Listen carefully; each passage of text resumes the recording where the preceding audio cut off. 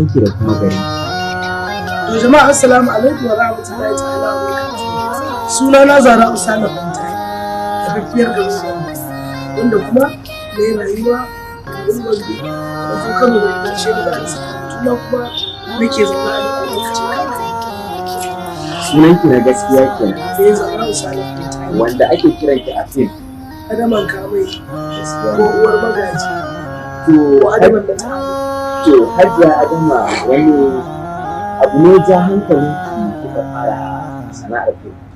Abin da ya ja hankali na gaskiya ina sha'awar wannan wasanni na gudanar Hausa tun kafin mu dawo Najeriya muna Saudiya nake gani akwai ɗaki na Hajiya Zulai Bebeji da muka zauna da ita a Jidda.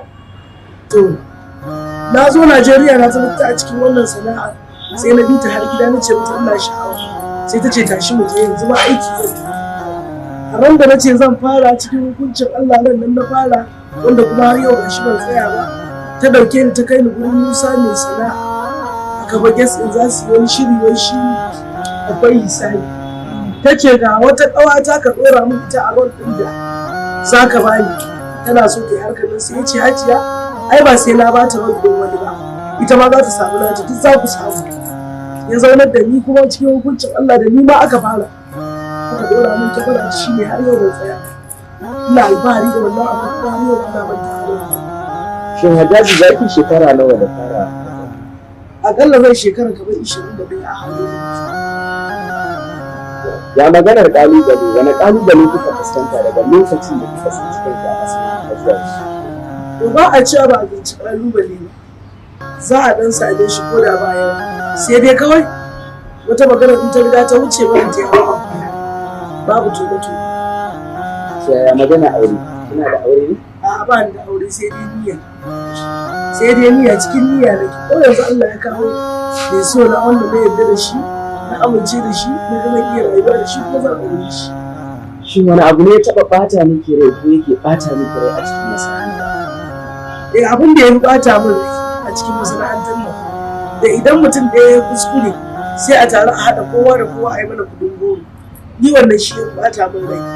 Alal misali idan wanda ya ɗauko magana iyakarsa za ta tsaya to ni wannan ba zai dame ni ba amma idan mutum ɗaya ya kuskure ba za a duba kowa da mahallinsa ba ne sai a haɗa kowa da kowa a yi mana kuɗin goro ni wannan shi ya ta mai gaskiya.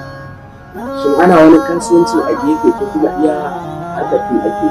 Ai kasuwanci shi ne ma kan dan duk wanda ya san a masana'antar da sana'a ya sani domin an gani ina sai da yadudduka a tambobi da sauransu to da abin ya ƙara bunƙasa har dillancin gidaje filaye motoci da ina yi ba abin da ba na siyarwa ya dai abin da ya saba da addinin musulunci amma da abin da ka sani in dai zan zan juya da na ci gaba da wannan ina yi.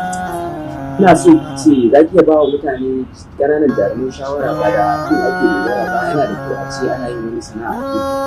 A to duk wanda ya ce zai dogara da fim ai fim lokaci ne shi idan ubangiji Allah ba ya ɗaga likafar ka akan to kana yi idan kana da wata sana'ar nan da aka sauke ka za ka iya tallafa wa kanka amma idan ka ce ka dogara da sana'ar yanzu lokacin da aka yi lockdown da ba a fita fim din kai da me za ka dogara da kanka kaga ai mutum ya shiga wani yanayi ya shiga wani rayuwa wanda zai ɗanɗana kudansa amma inda sana'ar ana ɗan jujjuyawa ko ya take to za ka ga idan na ba ta samu ba sai a juya dama shi ne kawai shawara. To Hajjaji mun gode da haɗin kan da kika ba mu Allah ya ƙara kai. Amin ya hayya kai.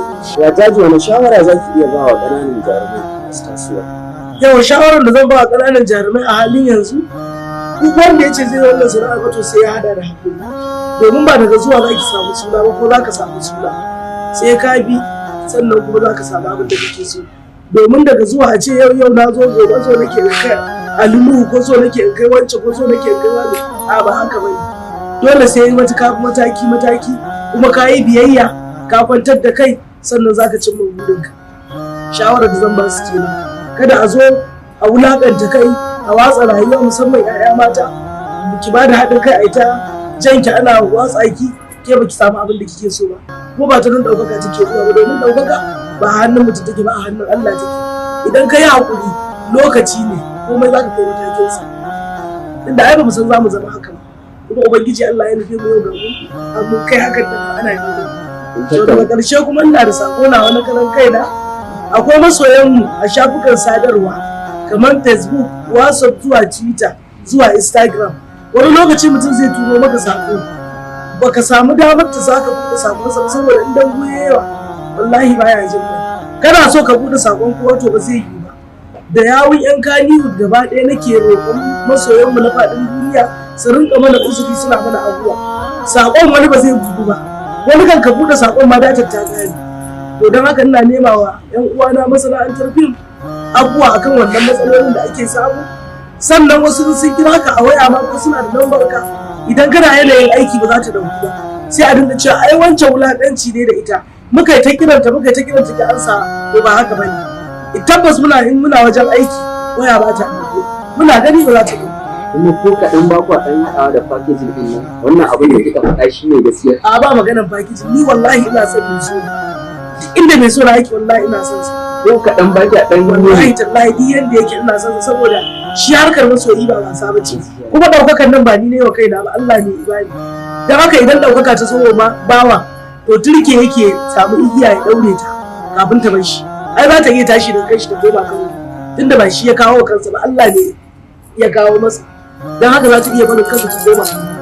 Amma da documentary kina hira da kalubale TV, kuma kalubale tana so ki kalubalen mutum ko da guda ɗaya ne, amma ke kin ce ba kina da kalubale amma ba za ki ba. Ni ina da kalubale ba ɗaya ba biyu ba uku ba, amma ni kawai da abin da ya wuce a rayuwata ba na dawo da hannun gobe. Da abin da ya wuce kawai ya wuce. Amma duk mai rai an san dole ya samu kalubale, ko da shi kadai ne a cikin gidansa. Ai Allah ba ya barin bawa ba aiki. To don haka wannan gidan TV na kalubale da muku fatan alkhairi, ubangiji Allah ya ƙara ɗaukaka, kuma ubangiji Allah ya sa a cimma nasara a cimma gaci. Fatan alkhairi.